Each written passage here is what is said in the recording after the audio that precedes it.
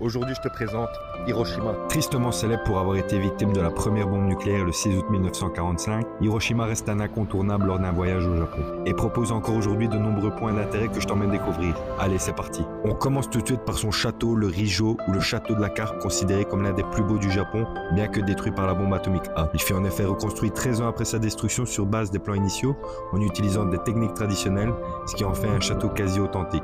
On y trouve en plus un super parc verdoyant, parfait pour se poser. Direction ensuite le centre historique où on trouve le symbole de la ville, le dôme de Genbaku. Ce bâtiment est l'une des rares reliques à avoir résisté à la bombe atomique A, alors qu'il se situe à quelques centaines de mètres de l'explosion. Préservé grâce aux efforts des habitants d'Hiroshima, c'est un symbole puissant de la force destructrice de l'homme, mais aussi d'espoir et de paix durable.